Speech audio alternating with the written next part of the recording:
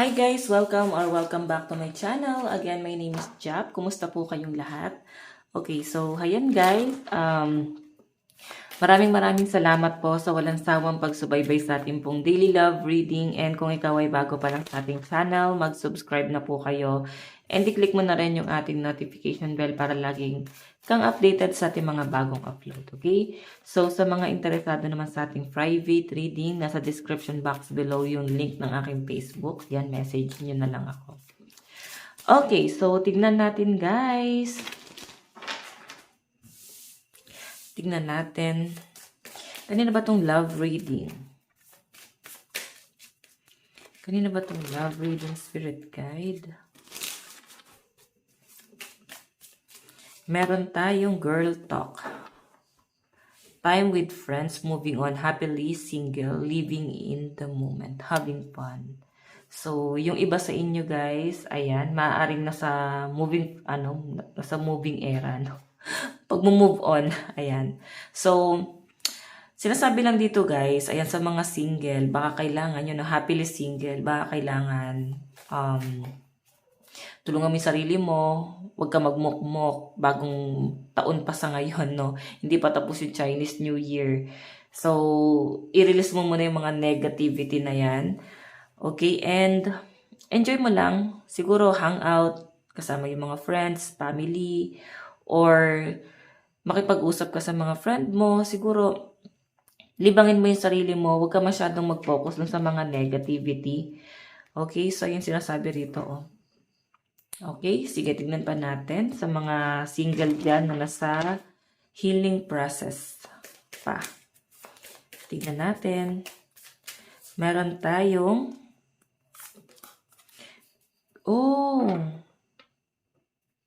girl with the snake, empath and narcissist, paradigm, being charm, or use unable boundaries.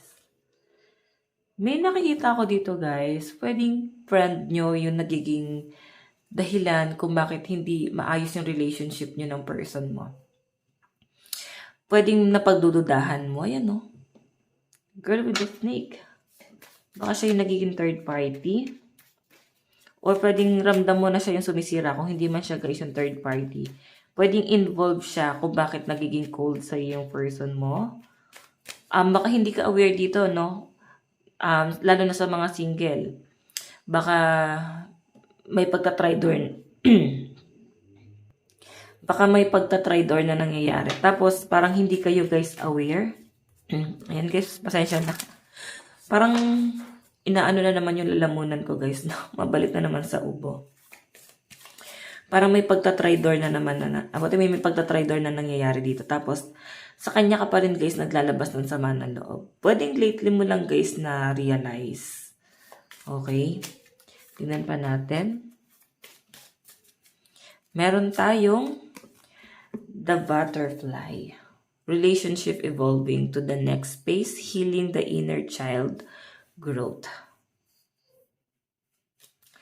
Okay, so transformation, ayan sinasabi rito guys, kailangan matauhan ka. Nakikita ko na nagkakaroon ng realization yung person mo. So, parang nakikita ko dito guys, magkakaroon ng closure, clarification, no? May something na parang pag-uusap sa pagitan nyo ng person mo. Siguro ito lang din yung inaantay mo. Parang closure. Parang kasing naguguluhan ka sa mga nangyayari. Ano bang nagaganap? Yan yung pinapakita sa akin dito, guys. Okay. So, ayan, no. Nakikita ko dyan, guys. Parang may something talaga na nangyayari dito sa connection na to. And, ikaw, moving forward, kailangan daw meron kang baguhin sa sarili mo. Huwag ka daw masyadong mag-focus lang sa mga negativity. So, sa halip guys na, sabihin natin na, parang masyado ka pang attached dun sa person mo. Pero kasi guys, may ibang taong involved kung bakit nasisira kayo ng person mo. And sa malino na pinapakita sa akin dyan guys, parang kailangan enhance mo muna yung sarili mo. Focus ka muna sa mga positive. Siguro, enhance mo yung talent, yung skill. Hanap ka ng ibang pwede mong pagkalibangan. Okay, sige, tignan pa natin.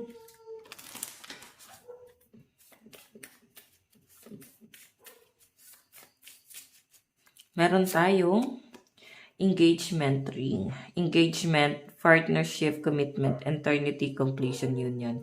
So, mukhang may engagement na nangyayari sa inyo ng first mo. Pwedeng engage na talaga kayo, no? And, I think isa to sa mga nare-realize ng person mo na parang hindi pa pala niya, guys, kaya na makinig sa mga negativity, like kung may ibang naninira dito sa connection nyo, mas pinipili niya, guys, na ipaglaban yung nararamdaman niya sa inyo. Ayan na, may ending and new beginning. So, hindi ka pa ready na kausapin itong taong to. Okay, hindi ka pa ready pero nandun sa point na mahal mo pa rin siya pero nasasaktan ka sa ginawa niya sa inyo. Okay? Ayan, so guys, pasensya na sa mga aso, no? Okay.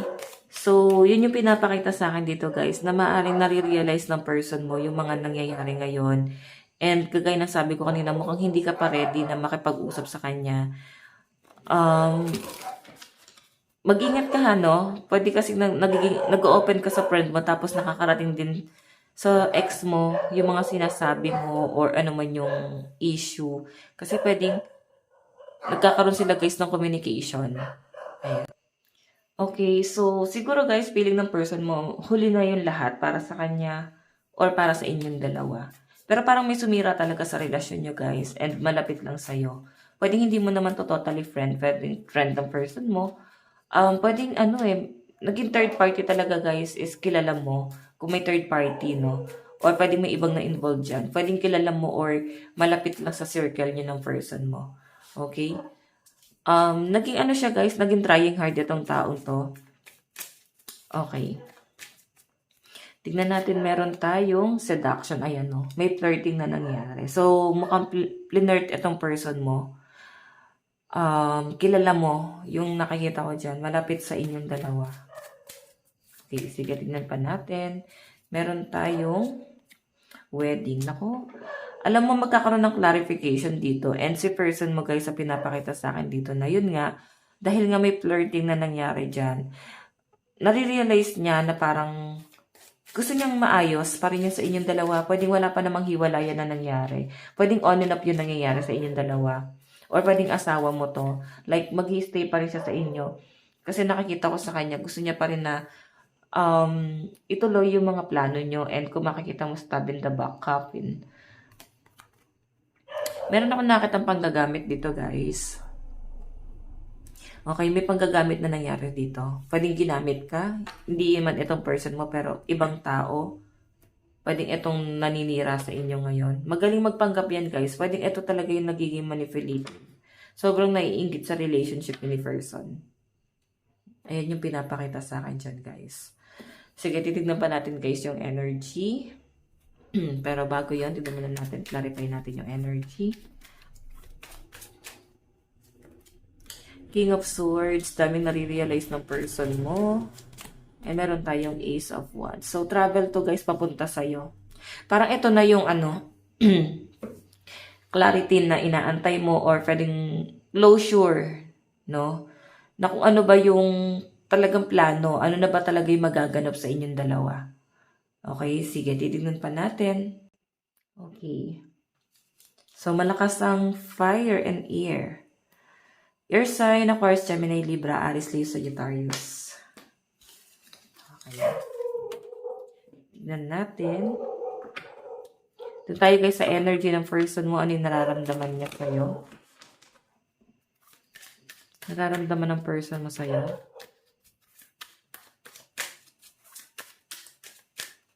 Meron tayong, the Tower. So, nafe-feel ng person mo na mukhang tinapos mo na. Or pwedeng nafe-feel niya na parang siya yung naging dahilan kung bakit nagtapos na rin tong relasyon nyo. And titignan pa natin nararamdaman sa'yo ng person mo.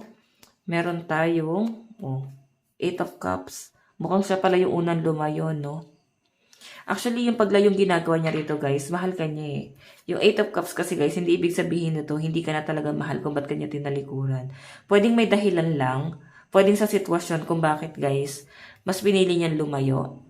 And sa pinapakita rin sa akin dito, guys, ayan, nagkaroon ng hiwalayan. May natapos sa inyong dalawa.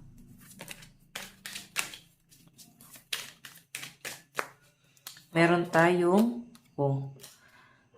na-feel niya na sa kanya yung pagkakamali kasi naguluhan siya, ang dami niyang kino-consider, ang dami niya rin guys naging option, parang gusto niya pang mag-explore, parang hindi pa talaga siya guys ready na mag-settle down.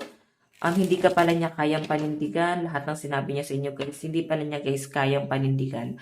So, nandun siya sa point na yon. Okay?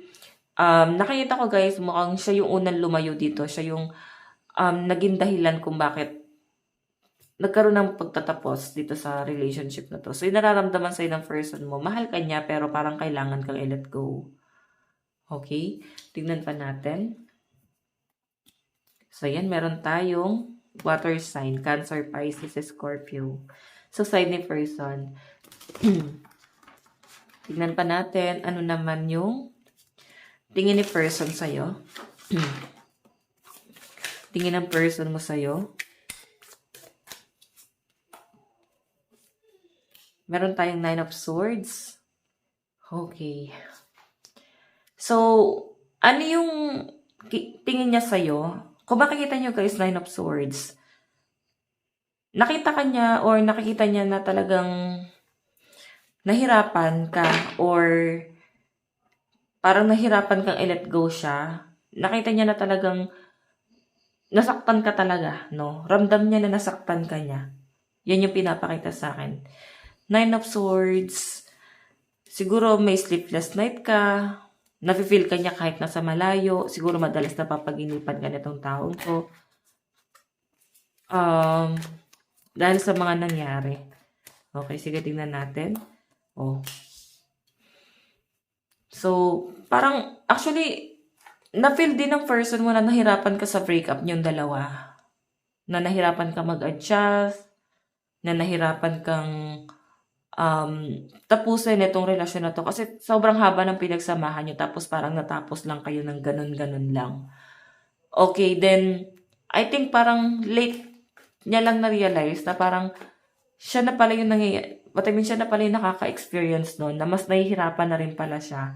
Kasi bakit siya naniwala sa paninira ng iba? And ang nakikita ko dito guys, ang sumira lang sa inyo, malapit lang din sa inyo.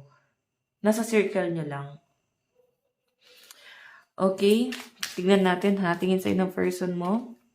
Ito rin guys yung parang kinahihiya niya eh. Gusto niya na maayos pa rin kayong dalawa, death and revert. Maayos pa rin, pero yun nga, masyado kanya guys sinaktan. So, magkakaroon daw guys ng clarity. Magkakaroon ng pag-uusap, reconciliation. Mukhang pag-uusapan itong relationship na to. Kung ano pa ba yung dapat ayusin, ano pa ba yung dapat mangyari. So, yung iba sa inyo guys, soft-hearted pa rin yung nafe-feel ko rito. Baka kasi may magalit. So, pinapakita sa akin dito, parang ano to, kinikip niya pa rin yung memories niya together. No? Ayan, kagaya ng sabi ko kanina, baka may magalit. Let go ko na yan, wala na akong pakialam. So, pwedeng hindi ko nasagap yung energy nyo. Okay? Ang nasasagap ko kasi dito guys na energy, yung mga nag-aantay pa rin sa kanilang ex. Nag-aantay pa rin na maayos yung relationship. Or pwedeng, hindi pa rin to ex, pero may problema na dun sa pagsasama. Okay, na parang kailangan guys, ayusin. Yun yung nasasagap ko. Yun yung mga malalakas na energy na nasasagap ko rito. Na parang hanggang ngayon guys, kinikip pa rin yung isa't isa. Okay, yan yung nasasagap ko dyan. Tingnan natin.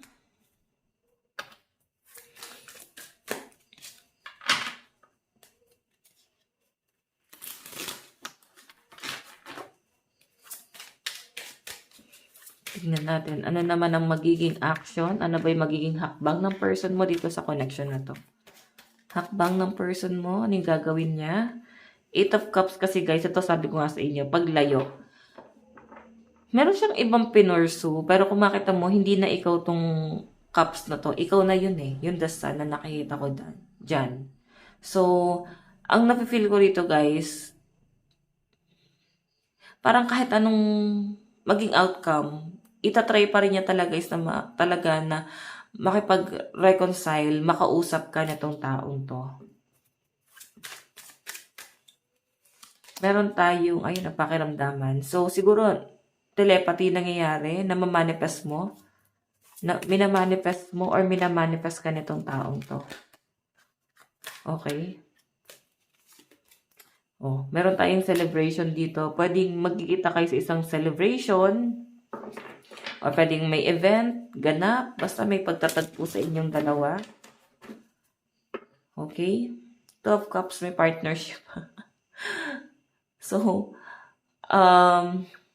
nakikita ko guys, may pagkakasundo pa rin sa inyong dalawa. Yun yung nakikita ko dito na magiging hakbang. Na parang, isisure niya talaga na once na meron siyang gawin, is ipapanalo ka niya. Parang ganon, okay? Tignan natin ano naman yung magiging outcome. Meron tayong, kanina pa yung 8 of Cups na yan. Outcome. So, tignan mo ha, kinikip niya pa rin yung memories niyong dalawa. Mahal na mahal ka pa rin na tong taong to.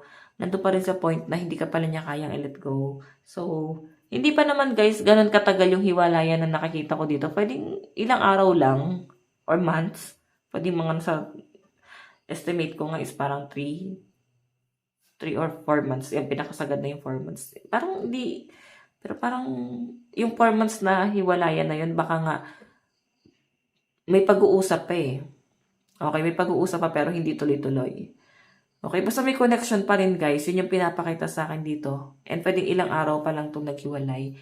May partnership mo, meron siyang gagawing hakbang. Okay, so tignan natin.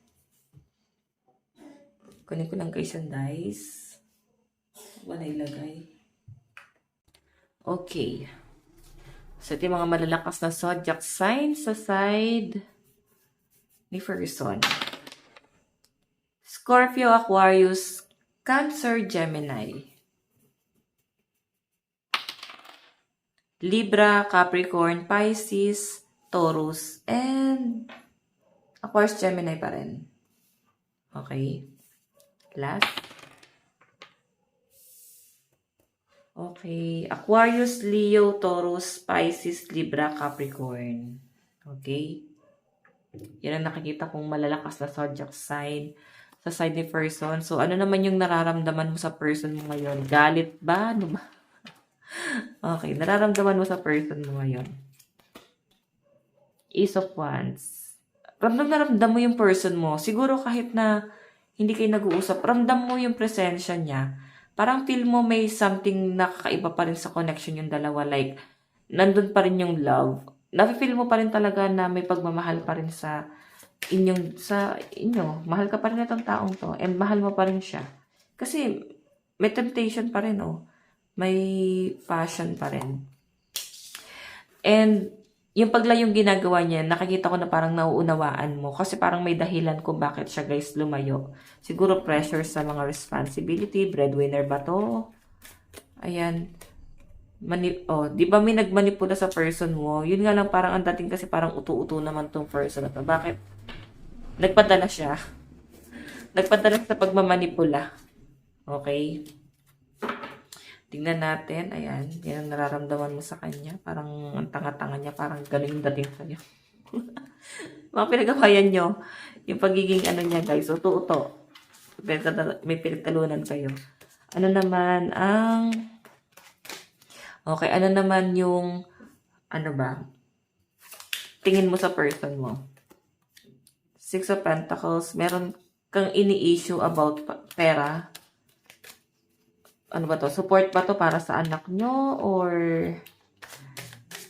may something na patungkol sa pera? The Lovers. Okay, kinikip mo pa rin yung memories nyo together kasi mahal mo pa rin naman to at mahal ka pa rin naman niya.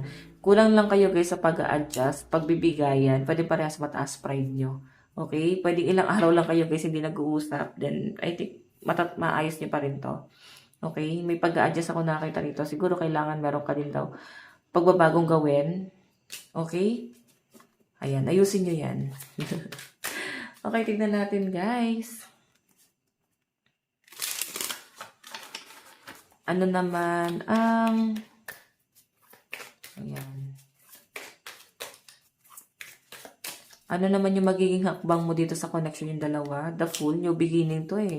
Mukhang masayang-masaya ka once na mag-reach out si person. Yun nga lang guys, medyo pakipot. Yung nakikita ko sa energy mo, like, parang piling mo alanganin pa, bakit ngayon pa? Ganyan. Medyo may conflict sa pag-reach out niya. Bakit ngayon lang? Basta may something na magulo, medyo naguguluhan ka, nababalis ka, ganun yung na-feel ko. Or pwedeng nag-overthink ka, bakit hindi ka na niya kinakausap at parang nagbabago na siya. Ganun medyo komplikado yung sitwasyon niyo, guys. Okay, ano ba yung magiging outcome? Meron tayong Page of Wands, Ace of Cups, and the Empress. May nakikita akong plano sa inyo about pregnancy. Siguro nagpaplano na kayo na bumuo talaga ng pamilya. Or baka may mga buntis, baka nagtatampo lang, guys. Yan yung pinapakita sa akin dito. Ace of Cups is love. Page of Wands, passion. So, nakikita ko, guys, yung love. Nandun talaga. Sobrang pure ng love. And mabilis nyo rin, guys, makakalimutan na yung mga issue. So, once na mag-reach out to, guys, parang nabura na lahat ng mga problema sa mundo. Parang nabura na lahat ng problema mo.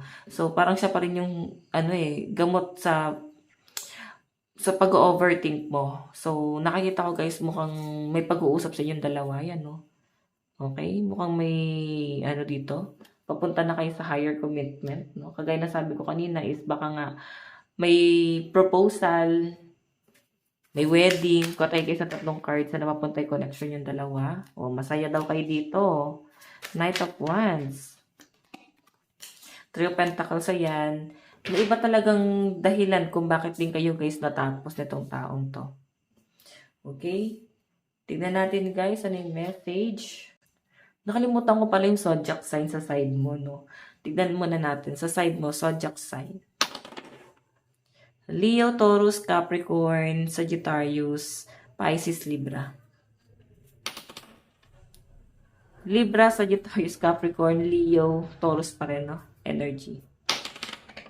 Okay, meron tayong, ayan, Sagittarius, Libra, Scorpio, Virgo, Aquarius, Cancer. Okay, sige, last. Okay, meron tayong, naulit lang, guys. Consistent yung sinasabi nung ano. So, meron din tayong fire sign dito. Aries, Leo, Sagittarius, Capricorn, Taurus, Virgo. Moving forward. Piling ko may naiinggit sa connection nyo. Message sa'yo ng person mo. Tingnan natin. Meron tayong I wish I had treated you better. Okay. Medyo nag-impulsive daw siya, guys. Aminado siya. Baka napagsalitaan, nagsigawan ka nitong taong to. Meron tayong you don't know how hard it was to let you go. So, nakipaghiwalay ka ba sa kanya or siya? Hirapan siya, guys, na i-let go kayo I want to feel that way again, diba? So, kaya siya, guys, mag-reach out sa inyo kasi namimiss ka nitong taong to. Okay, so yan, guys. Ito lang po ang inyong daily love reading. Bukas po lahat. God bless and love you all. Bye-bye.